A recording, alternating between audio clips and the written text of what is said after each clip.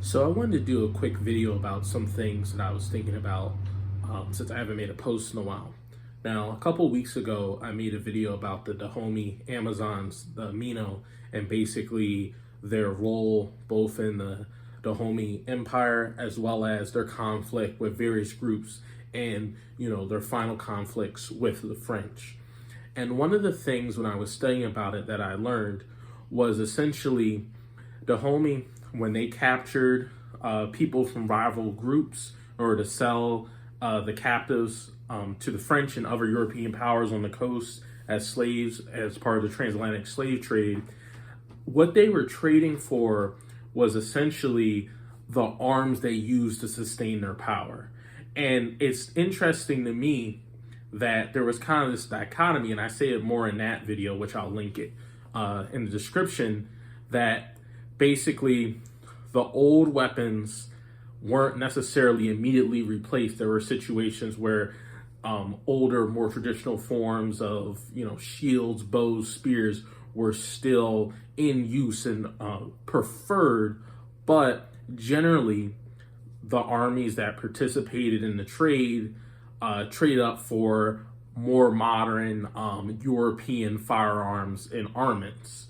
And so I just kind of wanted to talk about that a little bit because I find it really interesting because you never really have a point where the foreign weapons supersede the traditional ones, but you do see a preference of various levels by different groups. You have some that basically more or less reject everything except like firearms and they kind of keep to traditional ways, and then you have like the Dahomey where they essentially start acting similar to European army in both their weaponry and tactics. So basically, I have a couple of pieces, and I just kind of want to talk about it, just ramble off my thoughts. So here I have a Tacoba that I got for a steel, and it's a really lovely, short, sharp blade. It's shorter than the other Tacoba I have, but it's razor sharp, and I really love it. And this is typical. The Tacoba is typical of the arms you find in a lot of West Africa and in the Sahel. Now, this wouldn't necessarily be typical of a Dahomey weapon, but just generally these type of thin, long to short, straight, broad swords, or cutting swords, you want to call them, is kind of typical of what you see, and they're used both on foot and on horseback. But when you're talking about the people who are trading with the Europeans, a lot of times they're buying cutlasses. So I just got this. This is a Cold Steel 1911 cutlass, which is a little bit outside of the scope of outside the scope of this time period. We're talking about like 1890s. But cutlasses, besides like grip and things like that, the basic formula of the cutlass, there's a lot of similarities, and this blade is really no exception. You basically have a solid hand protection. This one is asymmetrical, so this is the left hand. I'm left-handed, so this is a left-handed version, and basically you have a D guard, and it kind of goes over and protects your wrists and your dominant hand side when you fight with it. And it's a really good chopping sword. It's short, it's handy, it's very thick, and so this is really kind of an indestructible item.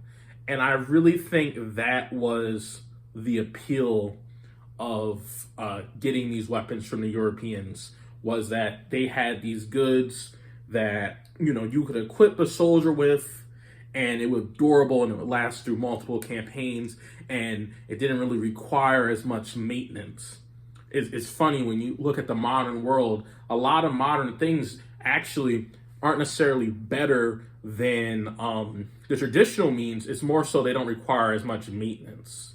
And so with the added hand protection, but primarily I think it was the sturdiness of these swords, and that this is a good that logistically would be easier on your armies. Also, another thing we see is you see native swords get outfitted with foreign hilts. And you see this all throughout the world. Like there are some Japanese blades that have European guards and things that have been put on it. So I don't have one of those, but I have here a Manding saber. And if you look it up, you can find blades like this where basically they made a D-guard that connects, basically giving you similar hand protection as the cutlass has, but maintaining that native blade. And one thing I find interesting is while D-guards and kind of the more minimalistic wraparound hand protections were adopted, things like basket hilts and like the heavier, guards with lots of quill lines and things like that don't seem to be as widespread. So, usually when the history is told, it's seen as like, well, European goods were better and they, just adopted them wholesale. But just looking at it, you can see that choices were made and the preference of the different ethnic groups, the different nations still applied even when they were buying, goods from outsiders. They would only take in what they wanted. Another good, probably the primary good that they were purchasing was firearms.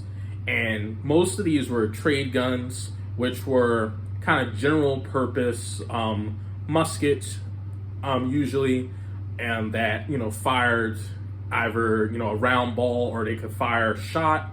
You're good for hunting, but you could also use them as a military arm. However, a lot of times they didn't have bayonet lugs, so you couldn't attach a bayonet, which was a disadvantage. They also were usually out of date compared to traditional European standard, especially when we're talking about like the 1890s and further on, where really musketry is already an outdated thing. So essentially the guns they were buying, even though they were giving them an edge over their rival groups, they really were outdated firearms. But in some cases, you do see more modern firearms acquired in small numbers. So this is a BB gun, but this is like a lever action.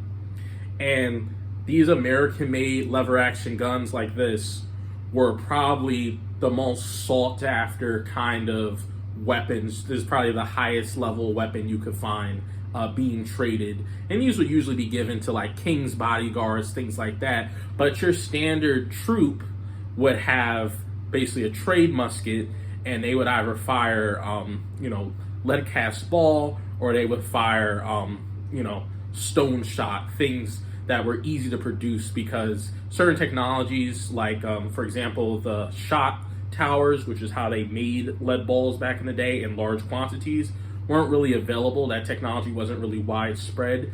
And so making, good military ammunition was also an issue. So a lot of times when you read European accounts about African troops engaging European troops, they'll say that, they were firing, shot of some sort, either pebbles or lead dust, and different things that they just kind of were putting in the barrel because they didn't always have access to proper lead ball ammunition, which, decreased their combat effectiveness, but also is kind of a testament to the reason why muskets would be wanted to be acquired, because they were versatile enough that you could basically fire anything out of them.